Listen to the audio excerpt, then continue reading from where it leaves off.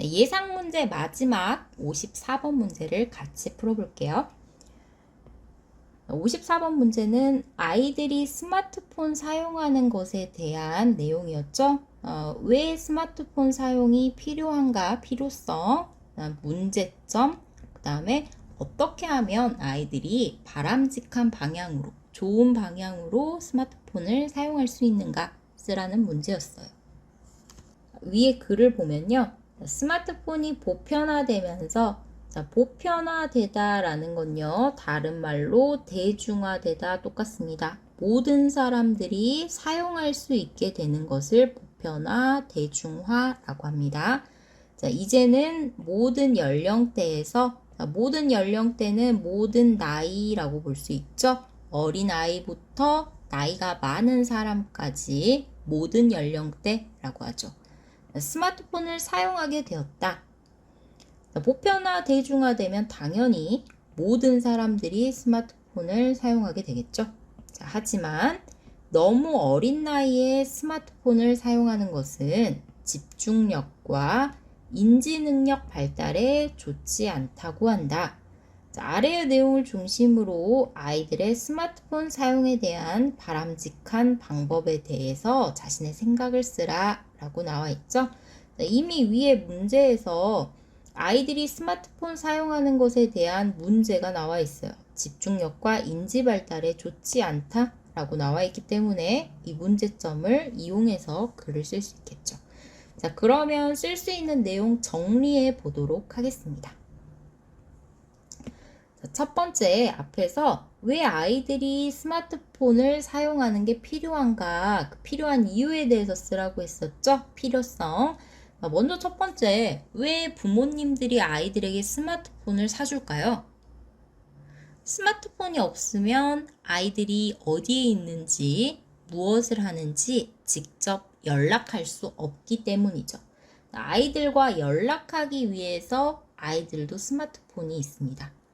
또 스마트폰이 있으면요, 부모님들은 아이들의 스마트폰으로 아이들이 어디에 있는지 위치를 확인할 수 있어요. 그래서 아이들의 위치와 안전을 확인할 수 있겠죠. 특히 어린아이들일수록 아이들이 길을 잃거나 또는 납치당할 수도 있기 때문에 그런 걱정과 불안에서 아이들에게 스마트폰을 사주는 부모님들도 있습니다. 두 번째, 아이들이 스마트폰 사용하는 이유는요, 공부하는 데도 도움이 됩니다. 스마트폰을 이용해서 여러 가지를 찾아보고 공부할 수 있죠. 그래서 저도 스마트폰으로 유튜브를 보거나 또는 스마트폰으로 검색을 해서 제가 이전에 몰랐던 내용을 찾아보기도 하고요.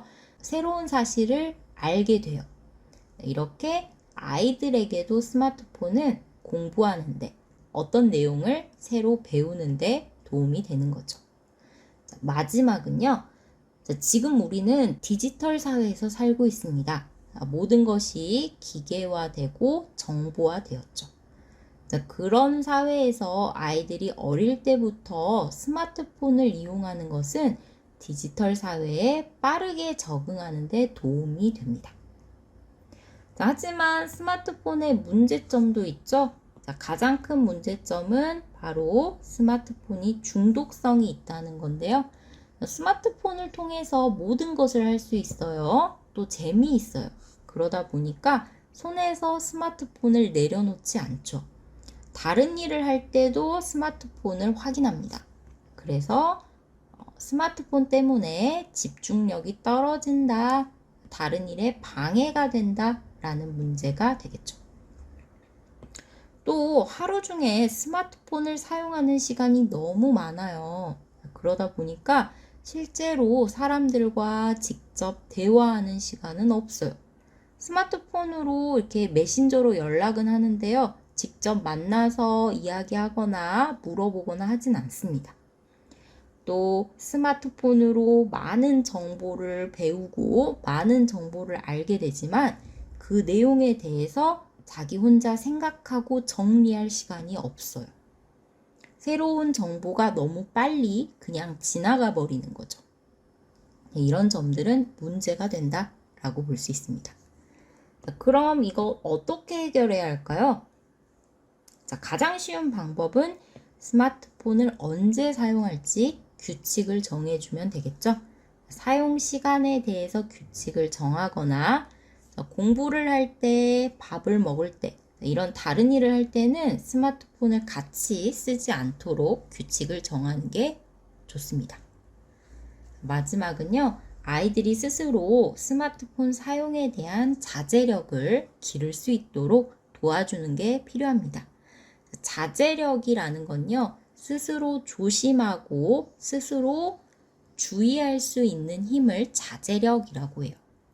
핸드폰에 대해서 스스로 사용하지 않도록 참는 연습을 할 때 자제력이 올라간다, 자제력을 기를 수 있다 라고 볼 수 있죠. 조금 많은 내용을 정리해 봤는데요. 주제가 쉬웠기 때문에 아마 여러분들도 쉽게 내용을 생각하고 답을 썼을 것 같아요. 자, 그럼 쓴 글을 비교해 보도록 하겠습니다. 이렇게 서론, 본론 1, 2, 3, 결론까지 전체 692자로 글을 써봤고요. 앞에 내용 정리했던 문제 1번, 2번, 3번 먼저 보도록 할게요. 자, 첫 번째 문제니까 우선이라고 해서 시작했죠. 자, 아이들이 스마트폰 사용하는 것이 필요한 이유는 이것 때문이다 라고 했고요. 이에 대한 답이 여기 있습니다. 아이들과 연락이 편리하다. 아이들과 쉽게 연락할 수 있다. 이런 내용이 들어가면 되겠죠.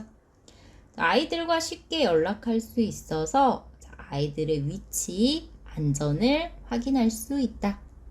부모님 입장에서는 이런 점에서 스마트폰이 정말 좋겠죠. 또한 스마트폰으로 여러 가지를 찾아보고 배울 수 있어요. 그래서 공부하는데도 도움이 되겠죠. 이것뿐만 아니라 스마트폰이 디지털 사회에 적응하는데 도움이 된다. 디지털 사회를 이해하는데 도움이 된다. 라고도 쓸 수 있겠죠. 앞에서 정리한 내용을 간단하게 다 써봤습니다. 자, 다음 두 번째인데요.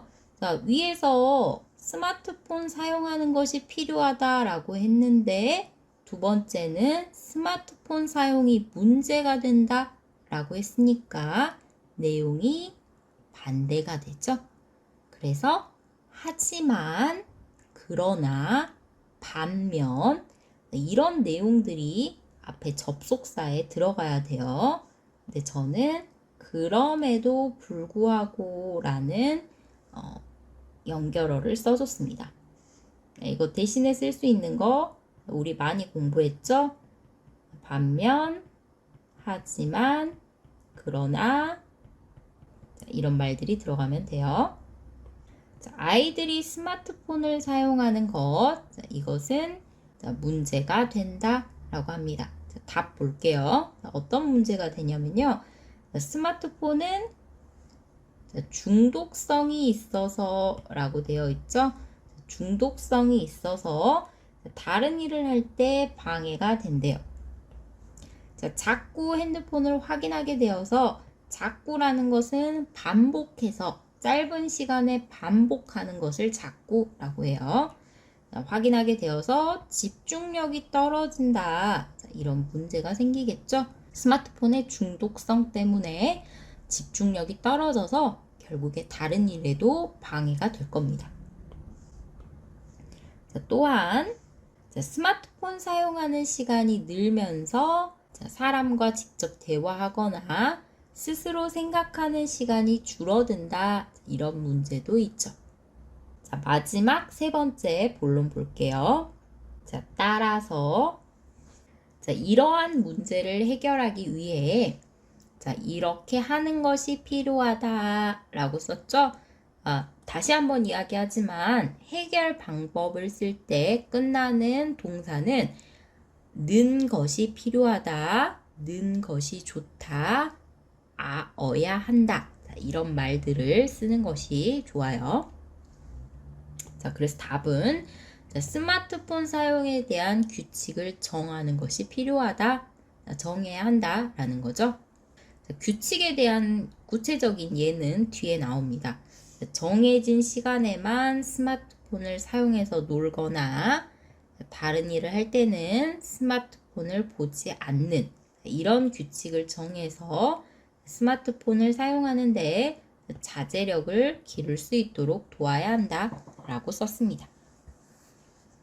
앞에서 사용한 단어들을 문장으로 어떻게 표현했는지 비교해서 한번 보고요. 그 다음에 실제로 제가 쓴 문장을 옮겨서 써보세요. 옮겨서 쓰면서 그 문장에 대해서 조금씩 더 이해하고 기억할 수 있게 됩니다. 자, 그러면 서론 볼게요. 자, 서론은 문제에 나와 있는 글을 이용해서 쓰라고 했죠. 그래서 스마트폰이 보편화되었다, 스마트폰이 대중화되었다 이렇게 단어 바꿨고요. 모든 연령대에서 어린아이부터 노년층까지 스마트폰을 사용하게 되었다, 스마트폰을 사용하고 있다 이렇게 바꿨습니다. 그리고요. 자, 하지만 자, 너무 어린 나이에 스마트폰을 사용하는 것, 어린 아이들이 스마트폰 사용하는 것, 자, 집중력과 인지 능력 발달에 좋지 않다를 위험할 수 있다고 한다 이렇게 바꿨죠. 그리고 그렇다면 아이들의 스마트폰 사용에 대한 바람직한 방법 그대로 여기 썼죠. 이 방법은 무엇일까? 라고 물어보고 서론을 마무리하고 있죠. 본론 1번 볼게요. 본론 1번 앞에서 다 정리했기 때문에 한번 눈으로 다시 확인해 보시고요. 저는 이 표현 한 가지만 보고 넘어갈게요. 어디에 적응하다 또 뭐뭐 하는데 도움이 되다. 어디에 적응하다라는 것은 익숙해지다 라는 뜻과 같죠? 앞에 오는 이 명사에 적응하다, 이 명사에 익숙해지다 라고 바꿔서 쓸 수 있어요. 뭐뭐 하는데 도움이 된다 라는 건요. 앞에 동사나 형용사, 앞에 동사, 대 대신에 것 쓸 수 있어요. 뭐뭐 하는데 도움이 된다, 뭐뭐 하는 것에 도움이 된다. 또는요, 도움이 되다 대신에 유익하다 바꿔 쓸 수 있죠. 뭐뭐 하는데 도움이 되다, 뭐뭐 하는데 유익하다, 뭐뭐 하는 것에 도움이 되다, 뭐뭐 하는 것에 유익하다. 이렇게 같은 의미로 바꿔 쓸 수 있는 표현입니다. 본론 2번 부분도 앞에서 봤는데요. 여기서는 특별히 볼만한 단어나 표현이 없기 때문에 넘어가도록 할게요. 본론 3번도 앞에서 단어도 보고요. 특별히 어려운 표현 없었죠? 넘어가도록 하겠습니다. 마지막 결론입니다. 결론은 이미 쓴 내용을 다시 한번 강조해서 반복하거나 주제에 대한 나의 생각을 쓰면 된다고 했어요. 위에서 쓴 내용과 연결해서 써야 하기 때문에 위에서 살펴본 바와 같이 라는 표현 써줬는데요. 이거 대신에 이처럼, 이와 같이 이런 표현들을 대신 써줄 수 있겠죠. 자, 여기 거스를 수 없는 시대적 흐름이 되었다. 앞에 명사는 거스를 수 없는 시대적 흐름이 되었다. 자, 이전에 82회 예상 문제 2번에서 같이 봤던 표현이죠. 한번 기억해 보시면 좋을 것 같습니다. 스마트폰을 현명하게 사용하는 습관을 기를 수 있도록 아이들을 도와야 할 것이다. 아이들이 스마트폰을 잘 사용할 수 있도록 습관을 만들 수 있게 도와주자 라는 말로 마무리했네요. 자, 여기까지 54번 예상 문제를 확인해 봤는데요. 직접 쓴 글과 한번 비교해 보시고요. 오늘 수업 내용 중에 이해되지 않은 것은 꼭 이번 주 토요일 8시 수업 시간에 질문해 주세요. 혹시 시간이 안 맞거나 무슨 일이 있어서 수업에 참여하지 못하는 학생은 따로 댓글 남겨주셔도 되고요. 직접 쓴 54번 글을 고치고 싶은 학생들은 저에게 메일이나 댓글로 남겨주시면 수업 시간에 같이 보면서 고쳐보도록 하겠습니다. 감사합니다.